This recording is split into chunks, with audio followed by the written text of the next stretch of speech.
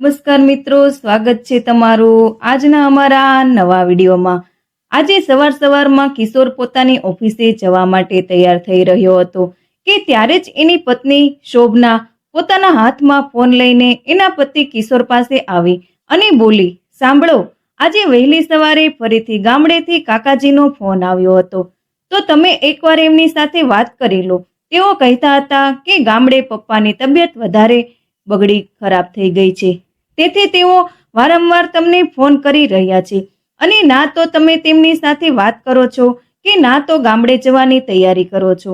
આખરે તમને શું થઈ ગયું છે? શોભનાએ જ્યારે ગુસ્સામાં કહ્યું તો કિશોર કંઈ ન બોલ્યો અને ચૂપચાપ પોતાની બેગ ઉપાડીને પોતાની ઓફિસે જવા માટે નીકળી ગયો।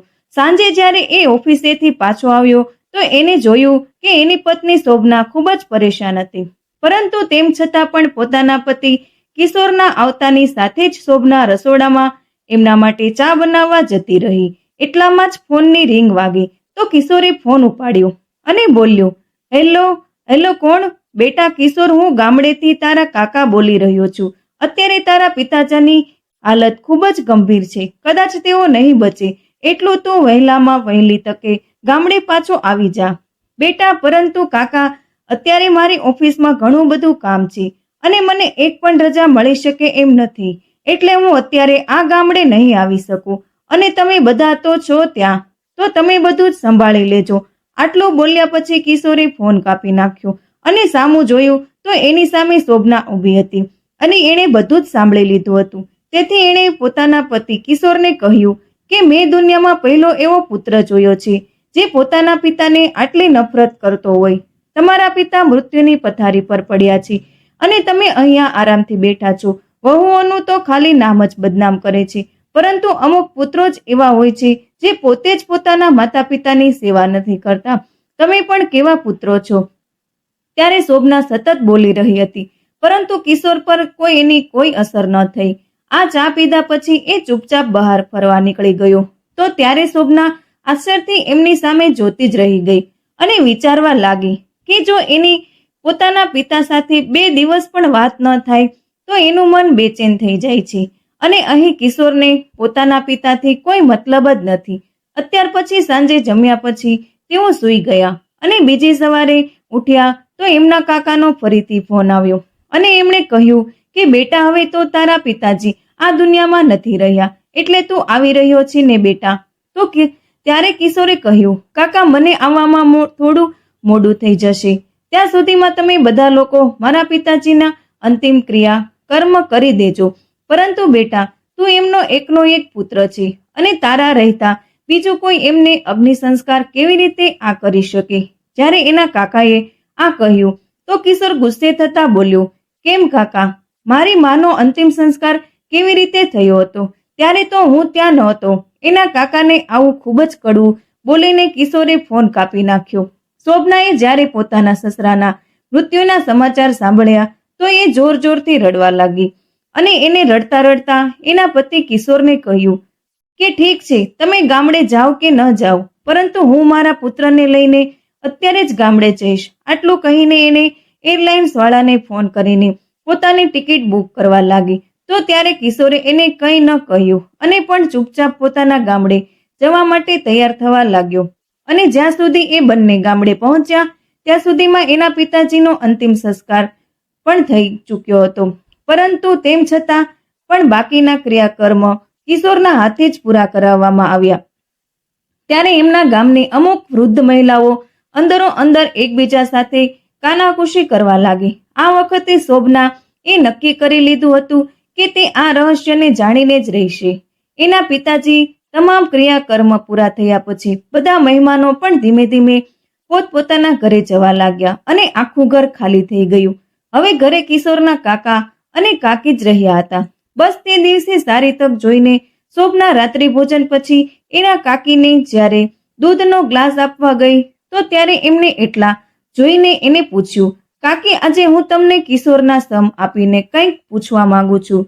તો એમની કાકીએ આશ્ચર્યથી એમની સામે જોઈને કહ્યું, શોભના, વહુ, એવી કઈ વાત છે જે પૂછવા માટે તારે મને કિશોરના સમ આપવા પડ્યા? તો ત્યારે શોભનાએ કહ્યું કે કાકી, જો વાત એટલી ઊંડી ન હોત તો મેં સમ પણ ન આપ્યા હોત, અને મને વિશ્વાસ છે કે તમે મને ખોટું નહીં કહો. સારું, પૂછ, શું પૂછવા માંગે છે?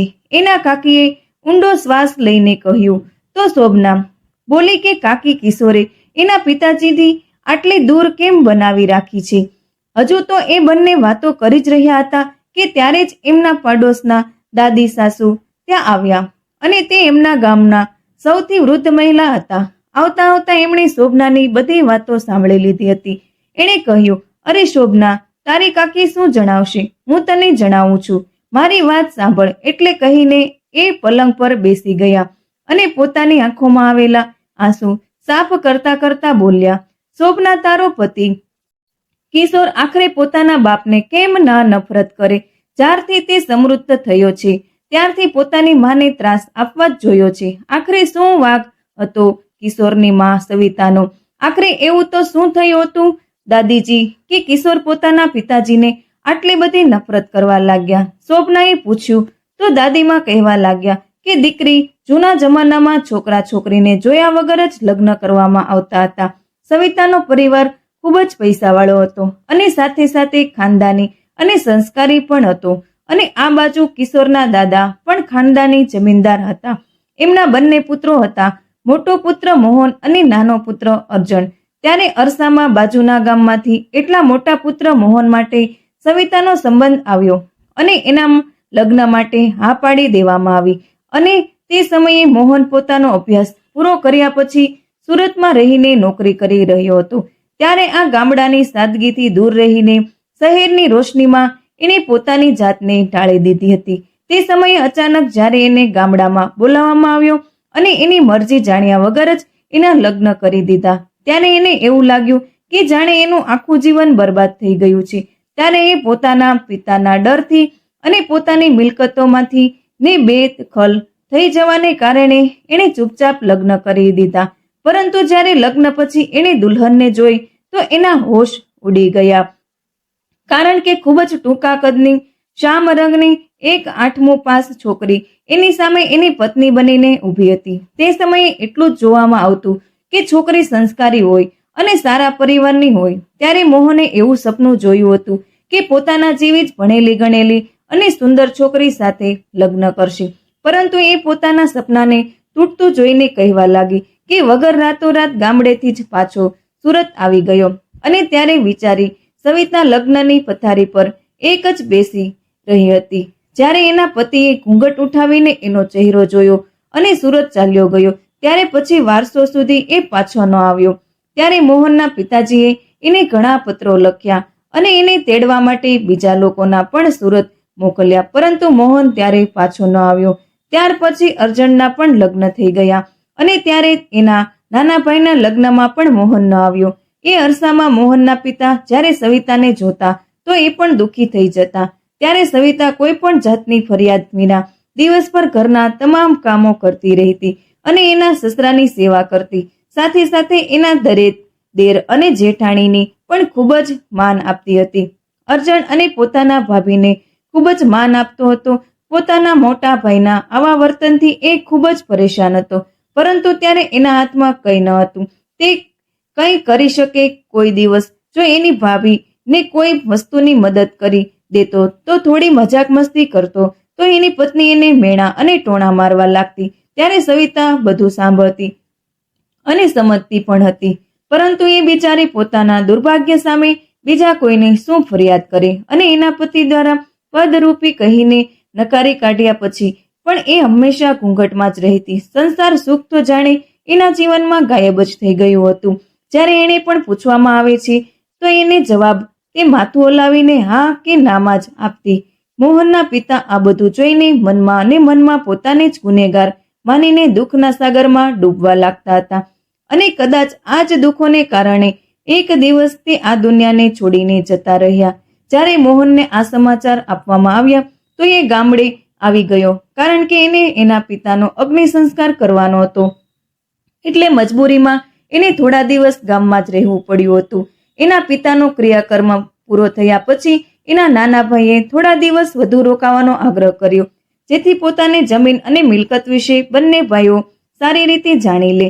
તો ત્યારે મોહન થોડા દિવસ ત્યાં રોકાવા માટે તૈયાર થઈ ગયો. આખરે જમીન મિલકતની લાલચ કોને ન હોય. આ દરમિયાન ગામડાની અમુક મહિલાએ મોહનને સમજાવ્યો કે એ સવિતાને મનથી સ્વીકારી લે. આખરે એ બિચારીનો શું વાંક છે? લગ્ન પછી પહેલીવાર તું ગામમાં આવ્યો છે, તો કમસે કમ હવે તો એને પોતાની પત્નીનો દરજ્જો આપવો જોઈએ. શું ખબર વિચારી સવિતા પણ કિસ્મત ખુલી જાય તો ત્યારે ખબર નહીં શું વિચારીને મોહનના વખતે સવિતાના રૂમમાં સુવા લાગ્યો. તો ત્યારે સવિતાને પણ ખૂબ જ ખુશી મળી કે આટલા લાંબા સમય સુધી નહીં, પણ હવે મોહન એને અપનાવી લે તો શું ખબર એની જિંદગી ખુશીઓથી ભરાઈ જાય. પરંતુ આ બધું કેટલા દિવસો સુધી ચાલતું. એક દિવસ મોહન પાછો સુરત જતો રહ્યો તો ત્યારે સવિતા ફરીથી ઉદાસ રહેવા લાગી. એક દિવસ અચાનક સવિતાને સવારે ઉઠતાની સાથે જ ઉલટીઓ શરૂ થઈ ગઈ. તો ત્યારે એની કાકી સાસુ અને દાદી સાસુ ખૂબ જ ખુશ થઈ ગયા અને તેઓએ આખા ગામને જાણ કરી. તો સાંભળીને બધા લોકો ખૂબ જ ખુશ થઈ ગયા કે આખરે મોહને એની પત્ની સવિતાને અપનાવી જ લીધી. પરંતુ સવિતા એ બધું જાણતી હતી કે પ્રેમવાળો પ્રેમ કંઈ ન હતો, ફક્ત એક જિસ્મની જરૂરત જેવી મજબૂરીને મોહન એ પોતાની પત્ની સાથે પૂરી કરવી પડી. ગર્ભાવસ્થામાં પણ સવિતા બિચારી ઘરનું બધું કામ કરતી અને પોતાની દેરાણીના આદેશ સાંભળતી. ત્યારે બિચારા અર્ધનું પણ પોતાની પત્ની સામે કંઈ ચાલતું ન હતું.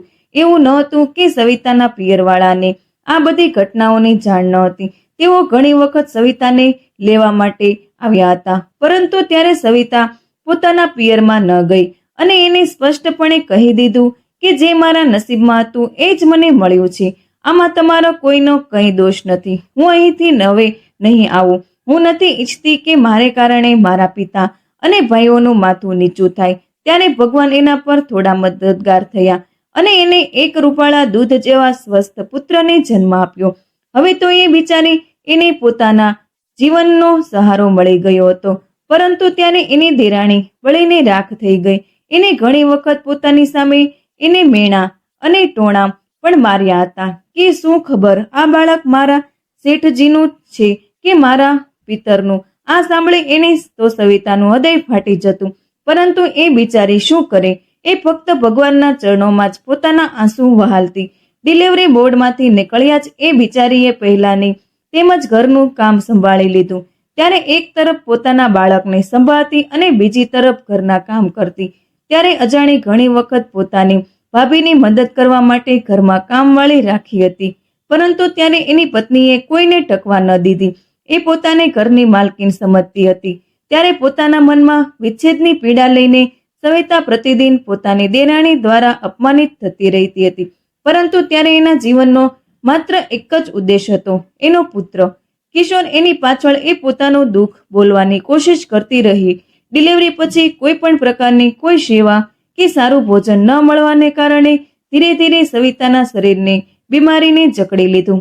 આખરે એના ઘરમાં એનું હતું જ કોણ કે જે તેની ચિંતા કરે? એક સહારા સસરા જ હતા. તે પણ આ દુનિયામાંથી જતા રહ્યા હતા. હા, ગામના બધા લોકો અને અહીંની જેટલી પણ વૃદ્ધ મહિલાઓ હતી એ બધી એને ખૂબ જ માન આપતી હતી. બીજી તરફ મોહને સુરતમાં જ પોતાના બીજા લગ્ન કરી નાખ્યા હતા અને તેથી જ એ ગામડે નહોતો આવતો.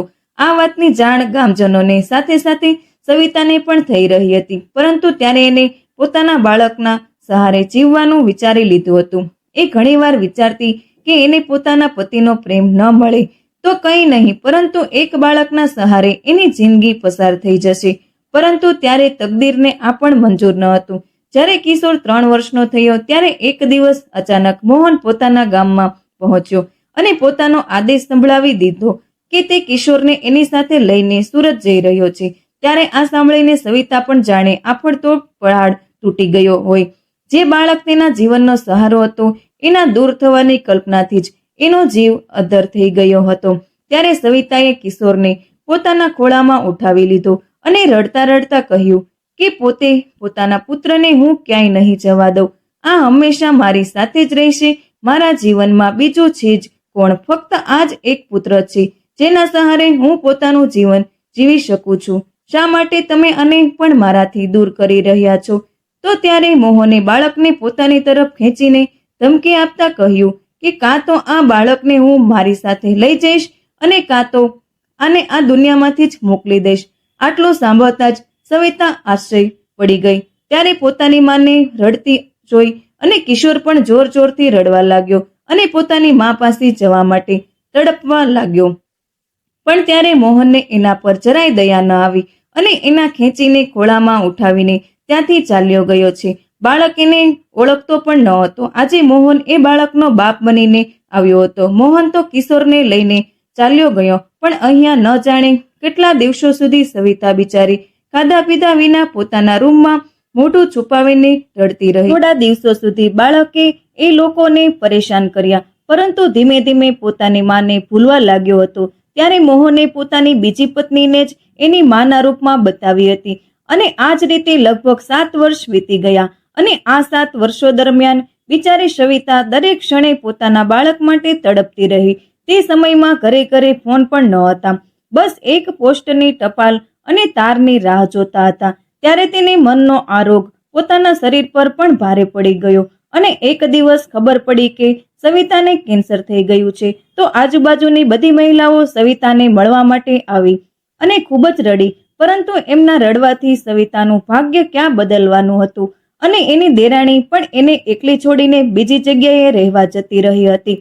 જ્યારે સવિતાના બંને બાળક ભાઈઓ એને પોતાની બહેનના કેન્સર વિશે જાણ થઈ તો એ મને બંને ભાઈઓ સવિતાને મળવા માટે આવ્યા અને એને પોતાની સાથે પિયરમાં લઈ જવાનું કહ્યું. તો ત્યારે પણ સવિતાએ સ્પષ્ટપણે કહી દીધું કે તે એક તરછોડાયેલી પત્નીના રૂપમાં હું સાસરીમાંથી પિયરમાં નથી આવવા માંગતી. હું પોતાની સાસરીમાંથી સુહાગણના રૂપમાં વિદાય લેવા માંગુ છું. જો તમે બધા લોકો મારા પર એટલી જ દયા કરવા માંગતા હોય તો બસ એકવાર મને મારા પુત્રનો ભેટો કરાવી દો.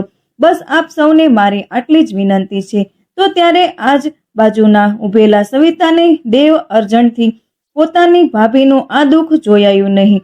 તો એણે પોતાના મોટા ભાઈને પોતાના ભાભીની બીમારી વિશે જાણ કરી દીધી અને એમની ઈચ્છા વિશે પણ જાણ કરી. પરંતુ ત્યારે પથ્થરદિલ મોહનનું દિલ ન પીગળ્યું અને એને પોતાને પણ આપવાની અને પોતાના પુત્રને પણ મોકલવાની ના પણ આપી દીધી. તો અરજાણે કહ્યું, ભાઈ આટલા કઠોર દિલ ન બનો. એકવાર આવીને કિશોરનો ભાવી સાથે ભેટો કરાવી દો અને તમે પણ એમને મળી લો, જેથી કદાચ એ પણ શાંતિથી મરી શકે. પરંતુ ત્યારે મોહન પર આ વાતનો કોઈ અસર ન થઈ અને એને ગામડે આવવાની ના પાડી દીધી. તો ત્યારે હર્ષણ સવિતાના બંને ભાઈઓ અને અમુક ગામના લોકોને લઈને પોતાના મોટા ભાઈના ઘરે સુરત પહોંચી ગયો. તે સમયે મોહન ઘરે ન હતો. જ્યારે એમણે બેલ વગાડ્યો તો એની બીજી પત્ની બહાર નીકળીને આવી અને દરવાજો ખોલ્યો તો એ લોકો સીધા અંદર ઘૂસી ગયા અને બૂમ પાડીને કહ્યું, મોહન અને કિશોર ક્યાં છે? એટલામાં જ કિશોર પોતાના રૂમમાંથી બહાર નીકળીને આવ્યો. ત્યારે એને આ બધું સમજાતું ન હતું અને ના તો એ કોઈને ઓળખી શકતો હતો. તેથી એને કહ્યું, મમ્મી આ લોકો કોણ છે? અરે તારા પર ગુસ્સો કેમ કરી રહ્યા છે? આટલું સાંભળતા જ અર્જણે કિશોરને પોતાની તરફ ખેંચ્યું અને કહ્યું કે આ મહિલા તારી માં નથી, આ તારી માની દુશ્મન છે, જેણે તારી માનું તમામ સુખ અને ચેન છીનવી લીધું છે. તારી માં અત્યારે ગામડે જીવન અને મૃત્યુ વચ્ચે સંઘર્ષ કરી રહી છે. તારા પિતા અને તને 3 વર્ષની ઉંમરમાં જ તારી મા પાસેથી છીનવીને અહીંયા લઈ આવ્યા. આટલું કહેતા કહેતા અર્જણ ગુસ્સાથી ધ્રુજવા લાગ્યો. તો ત્યારે ત્યાં ઉભેલી મહિલાએ કિશોરને કહ્યું, કિશોર બેટા તું અંદર જા. તો એટલે ત્યારે અર્જણે બૂમ પાડીને કહ્યું કે તે ક્યાંય નહીં જાય, હવે સીધો અમારી સાથે ગામડે આવશે. ત્યાર પછી સવિતાના ભાઈએ કહ્યું, અને હા મોહન ને એક વાત ચોક્કસ કહી દેજે કે હવે અમે એને છોડવાના નથી. અમે બધા લોકો મળીને કાયદેસર રીતે કાર્યવાહી કરીશું. આખો સમાજ, તમામ પરિવારો, દરેક લોકો અમારી તરફેણમાં છે, જણાવી દે છે તેને. ત્યારે આ બધાની વાતો સાંભળીને કિશોરને તો આઘાત લાગ્યો, કારણ કે એને આજ સુધી ખબર નહોતી કે એની માં કોઈ બીજી છે, કે તેને તો હંમેશા પોતાની માની જગ્યાએ એ મહિલાને જ જોઈ હતી. પોતાની સગી માને તો એ ભૂલી પણ ગયો હતો. ત્યારે એને લઈને બધા લોકો ગામ આવી ગયા. ત્યારે પોતાના પુત્ર કિશોરને સામે જોઈને સવિતાને તો જાણે જીવ પાછો આવ્યો હોય એવું લાગી રહ્યું હતું. જ્યારે અર્જણે કિશોરને લઈ જઈને એની માની સામે ઊભો રાખ્યો અને કહ્યું, જોઈ લીધું તારી માની શું હાલત કરી છે? તારા બાપે તો ત્યારે આ બધું જોઈને કિશોર સ્તબ્ધ થઈ ગયો અને હાડપિંજરને જોતા જ રહી ગયો. તેને બધા તેની માં કહી રહ્યા હતા. હવે તે 10 વર્ષનો બાળક હતો. તેને ધીમે ધીમે તમામ વાતો સમજાવવાની લાગી હતી. ત્યારે બધાના મોઢેથી પોતાની માની દુર્દશા અને પોતાના પિતાના કારનામા વિશે સાંભળીને કિશોરનું હૃદય ભાંગી પડ્યું. ત્યારે સવિતા પોતાના પુત્રને ગળે લગાવીને ખૂબ જ રડી. આજે કદાચ ભગવાનને પણ તેની સાથે રડવાનું મન થઈ ગયું હતું અને ચારેય બાજુ અંધકાર છવાઈ ગયો. ધીમે ધીમે તોફાન અને વીજળીના ચમકારા સાથે ભારે વરસાદ પડવા લાગ્યો. સવાર સુધીમાં મોહન પણ આવી ગયો હતો અને પોતાના પુત્રને લઈ જવાની ધમકી આપવા લાગ્યો હતો. ત્યારે એના નાના ભાઈ અર્જણે કહ્યું, ભાઈ, મારી ભાભી 2-4 દિવસના મહેમાન છે, એટલે તું અને કિશોર 2-4 દિવસો સુધી અહીંયા જ રોકાઈ જાઓ, કારણ કે મારી ભાભીની બહુ જ ઈચ્છા છે કે તેમના મૃત્યુ પછી એમની ચિંતાની મુખાગ્રે કિશોર જ આપે. તો ત્યારે મોહને કહ્યું કે આ બીમાર અને પાગલ મહિલા પાસે હું પોતાના પુત્રને 1 મિનિટ પણ નહીં રહેવા દઉં. આવું કહીને એને કિશોરનો હાથ પકડી લીધો અને ખેંચીને ત્યાંથી લઈ ગયો. ત્યારે કિશોરને બિચારાને અહીંથી ત્યાં ખેંચીને લઈ જવામાં આવી રહ્યો હતો અને એને કંઈ સમજાતું ન હતું કે એને શું કરવું જોઈએ. બીજા દિવસે સવિતાનો શ્વાસ અદ્ધર થવા લાગ્યો. ત્યારે એણે પડોશમાં રહેતા કાકીનો હાથ પકડીને કહ્યું કે કાકી, મારી ચિંતાને મુખા અગ્નિ મારા પુત્ર દ્વારા જ અપાવજો, જેથી મને મુક્તિ મળી શકે. આટલું કહેતા સવિતાજીએ પોતાનો દમ તોડી દીધો. ત્યારે બાજુમાં બેઠેલા લોકો રડી પણ રહ્યા હતા અને એવું પણ વિચારી રહ્યા હતા કે ચલો આ દુઃખમાંથી તો આ બિચારાનો મુક્તિ મળે. ત્યાર પછી એની અગ્નિ સંસ્કાર કરાવવા એમના પુત્રને બોલાવવામાં આવ્યો, પરંતુ મોહન ના તો એને મળવા દીધો અને ન તો એ પોતે આવ્યો. ત્યાર પછી ધીમે ધીમે સમય પસાર થઈ ગયો અને કિશોર પણ હવે બધું સમજવા લાગ્યો હતો. ત્યારે એ અંતિમ ક્ષણોમાં પોતાની માને મળ્યો હતો. એ વાત હવે એને સતત યાદ આવી રહી હતી, પણ એ સમયે એ કંઈ નહોતો કરી શકતો. તેથી એ પોતાની ઉચ્ચ શિક્ષા માટે મુંબઈ જતો રહ્યો અને ત્યાં જ પોતાની મનપસંદ છોકરી શોભના એટલે કે તેની સાથે એને લગ્ન કરી લીધા. આ બાજુ જ્યારે મોહનના પૈસા ધીમે ધીમે ખતમ થવા લાગ્યા તો એની બીજી પત્ની રોજ ઘરમાં ઝઘડો કરવા લાગી અને એક દિવસ તેને છોડીને જતી રહી. ત્યારે કિશોર પણ પોતાના પિતાને નફરત કરવા લાગ્યો હતો. તો ત્યારે હારીને મોહન ગામડે આવી ગયો, પણ ગામમાં એની સાથે કોઈ પણ વાત ન કરતો. તે પોતે જ પોતાનું ખાવાનું બનાવતો અને ખાઈ લેતો હતો. આમાં સમય પસાર થતો ગયો અને હવે ધીમે ધીમે એનું શરીર પણ કમજોર પડી ગયું હતું. ત્યારે પણ એ પોતાના પુત્રને ફોન કરતો તો એ તો ક્યારેય એનો ફોન પણ નહોતો ઉપાડતો. એક દિવસ વારંવાર ફોન કરવાથી કિશોરે એને ફોન ઉઠાવી લીધો અને બોલ્યો, પિતાજી, મેં પોતાની પત્નીને તમારી કર્તૃત્વ વિશે કંઈ નથી કહ્યું. જો તમે ઈચ્છતા હો કે તેની નજરમાં તમારું માન જન્માયા રહે તો રોજે રોજ મને ફોન કરીને જૂના ઘા તાજા ન કરો. ત્યારે પોતાના પુત્રની આ વાત સાંભળી મોહનનું મોઢું નાનું એવું થઈ ગયું. આખા કુટુંબ બંને સમાજની ઉદાસીનતાથી અંદર સુધી ભાંગી પડ્યો અને હવે પોતાની ભૂલો યાદ આવી રહી હતી, પરંતુ હવે ઘણું મોડું થઈ ગયું હતું. હવે અંતિમ ક્ષણોમાં એની સંભાળ લેનાર કોઈ ન હતું. હારીને પાડોશમાં રહેતા તારા અર્જણ કાકાએ કિશોરને ફોન કર્યો, પરંતુ કિશોરના જવાબ સામે ચૂપ થઈ ગયા, કારણ કે એને યાદ હતું કે જ્યારે સવિતાની અંતિમ ક્ષણો ચાલી રહી હતી ત્યારે બધાએ એને કેટલી વિનંતી કરી મોહનને અને કિશોરને રોકાવાની, પરંતુ ત્યારે મોહન કિશોરને લઈને અહીંથી ચાલ્યો ગયો અને સવિતાના અંતિમ સંસ્કારમાં પણ એના પુત્રને ન આવવા દીધો. એની એ અંતિમ ઈચ્છા પણ પૂરી ન થઈ શકી કે કિશોરીની વિચિતાને મુક્તિ અગ્નિ આપે અને સમયે કિશોર 10 વર્ષનો હતો, તેથી એ થોડું સમજવા લાગ્યો હતો. એ સમયે તો એ કંઈ ન બોલી શક્યો, પરંતુ જેમ જેમ એ મોટો થતો ગયો તેમ તેમ એને પોતાના પિતાની નફરત થવા લાગી અને તેથી જ કિશોર પોતાના પિતાને મુખાગ્રે આપવા ન આવ્યો. પુત્રી ત્યારે પોતાની દાદી સાસુના મોઢેથી પોતાના સાસુની આટલી દુઃખભરી વાત સાંભળીને શોભનાની આંખોમાંથી પાણીની જેમ આંસુ વહેવા લાગ્યા. તે આખી રાત સુધી શોભના સુધી સૂઈ જ રહી ન શકી. તે આખી રાત સુધી શોભના સૂઈ જ ન શકી અને બીજે દિવસે સવાર પડતા જ કિશોરને પાછા મુંબઈ જવાનું કહ્યું. પોતાના ઘરે પાછા આવીને શોભનાએ રડતા રડતા પોતાના પતિ કિશોરને કહ્યું કે કિશોર, મને માફ કરી દો. મને ખબર નહોતી કે મમ્મી સાથે આ બધું થયું હતું અને તમને આટલું દુઃખ આપનાર તમારા પિતાજી જ હતા. મેં તમને કેટલું ખરું ખોટું સંભળાવ્યું, પણ તમે મને ક્યારેય કંઈ ન કહ્યું. તો ત્યારે કિશોર પણ પોતાના મનમાં કાબુ રાખી ન શક્યો અને જોર જોરથી રડવા લાગ્યો.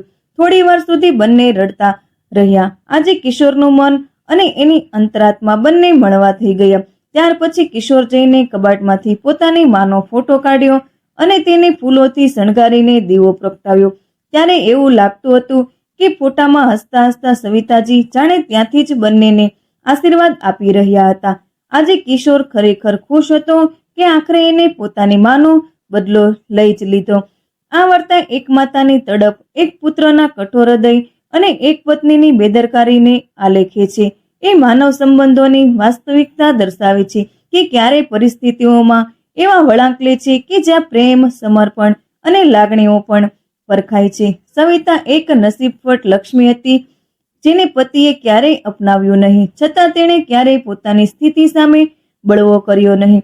એક માતા તરીકે તે ફક્ત પોતાના પુત્ર માટે જીવતી રહી, પણ મોહન જેવો સ્વાર્થી પતિ પોતાના સુખ માટે એને તેના એકમાત્ર આધારથી પણ વંચિત કરી દે છે. કિશોર જે માતાના પ્રેમથી વંચિત રહ્યો તે દૂધ પીતા બાળક તરીકે જ તેના પિતાએ છીનવી લીધો. સાદી ભાષામાં કહીએ તો એક બાળક જેની માતા હંમેશા એને યાદ કરતી રહી, તે જ બાળક એના માટે પરિચિત બની ગયો. આ વાર્તા પરિવારના પવિત્ર સંબંધો અને દુઃખદ પરિસ્થિતિઓનો સંદેશ આપે છે. માતા અને બાળકના સંબંધને કોઈ પણ તોડી શકે નહીં, ભલે સમય અને સંજોગો કેટલીય કપરી સત્યતા કેમ ન બતાવે. કિશોરનો ક્રોધ એના પિતાની વાસ્તવિકતાની સામે છે જે અમાનવીય છે, પણ શોભ, ભગ્ન હૃદય અને તડપ ભૂલાવી શકે છે. તો મિત્રો, તમને આજનો વિડીયો કેવો લાગ્યો તે કમેન્ટ બોક્સમાં જરૂરથી જણાવજો અને અમારા આવા જ નવા વિડીયો જોવા માટે ચેનલને લાઇક, શેર અને સબસ્ક્રાઇબ જરૂરથી કરી દેજો, જેથી કરીને તમને આવનારા નવા વિડીયોની નોટિફિકેશન મળતી રહે.